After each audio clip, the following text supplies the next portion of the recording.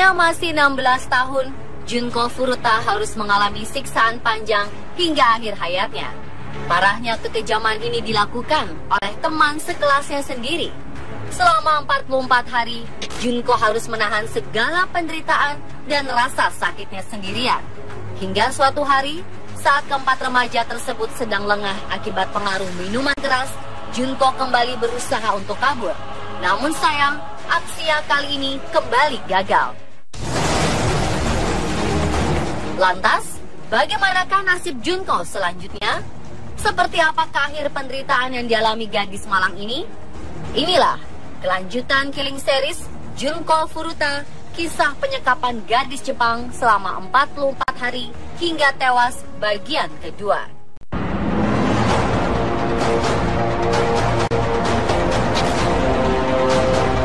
Keberanian Junko Furuta untuk melarikan diri dari penyekapan yang dilakukan keempat teman sekolahnya ternyata tak berbuah manis.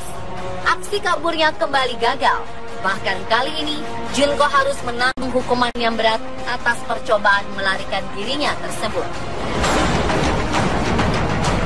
Bahkan tubuh Junko juga dimasukkan berbagai macam benda asing seperti bohlam, peniti, dan botol besar hingga menyebabkan pendarahan hebat. Akibat kejadian tersebut, Junko mengalami luka sangat parah. Hal ini membuatnya tak mampu berjalan dan bergerak secara normal. Bahkan ketika akan pergi ke kamar mandi, Junko sampai harus merangkak selama 1 jam lamanya. Entah sebesar apa rasa dendam yang dimiliki keempat remaja ini. Ketika Junko meminta mereka untuk membunuhnya saja, keempat remaja keji itu justru menolak. Mereka lebih ingin menyiksa Junko dan membiarkan Junko meregang nyawa secara perlahan. Puncak penyiksaan Junko terjadi pada 4 Januari 1988. Kala itu, keempat remaja mengalami kekalahan saat sedang berjudi. Untuk melampiaskan rasa kesal, mereka langsung memukuli Junko. Tubuh Junko kembali dihantam bertubi-tubi dengan menggunakan barbel besi.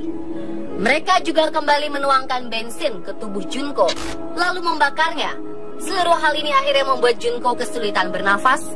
Rongga hidungnya tertutup oleh genangan darah.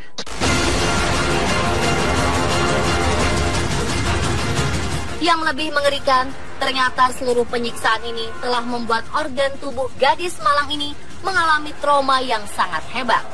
Ketika keempat pelaku mencoba untuk memberikan makanan dan minuman pada Junko, tubuh gadis ini terus menolak. Tanpa henti, ia memuntahkan seluruh makanan yang telah ditelannya. Setelah itu, tubuh Junko mengalami dehidrasi ekstrim.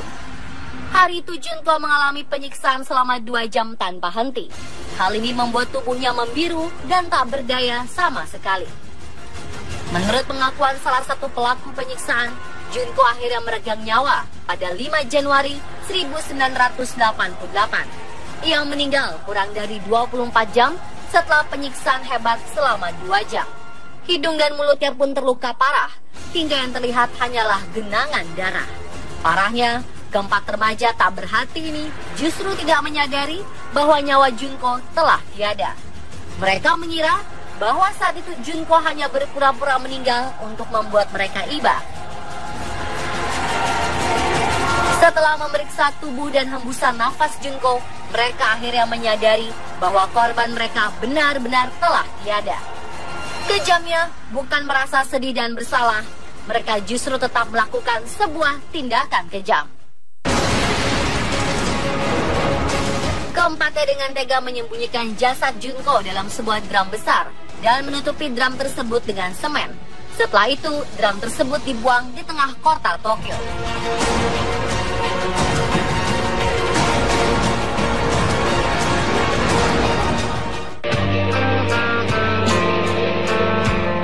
Penyiksaan dan pembunuhan ini memang dikerjakan dengan hati-hati sehingga tidak diketahui orang banyak. Namun sepintar-pintarnya bangkai ditutupi, baunya tetap tercium juga. Kejahatan ini akhirnya terungkap berkat rambut Junko yang menyembul dari drum yang sudah disemen rapi.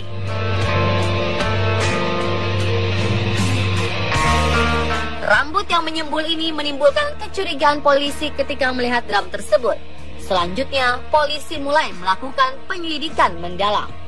Dan setelah mendapat barang bukti yang cukup, Keempat pelaku yakni Hiroshi Miyano, Yuzuru Ogura, Nobuharu Minato, dan Yasushi Watanabe akhirnya ditangkap. Namun, hukum di Jepang melindungi pelaku kejahatan di bawah umur. Keempat remaja ini hanya dijatuhi hukuman penjara 8 tahun. Meski pihak kepolisian telah berusaha merahasiakan identitas keempat pelaku demi alasan keamanan, sebuah majalah mingguan bernama Shukan Bunshun secara diam-diam berhasil menerbitkan nama para pelaku tersebut.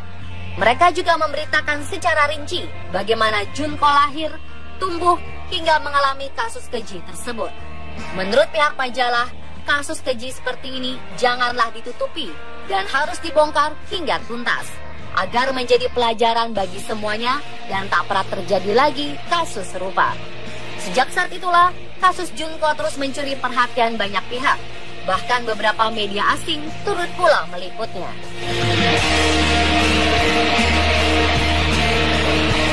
Itulah pemirsa akhir dari kisah sadis yang dialami seorang gadis Jepang bernama Junko Furuta.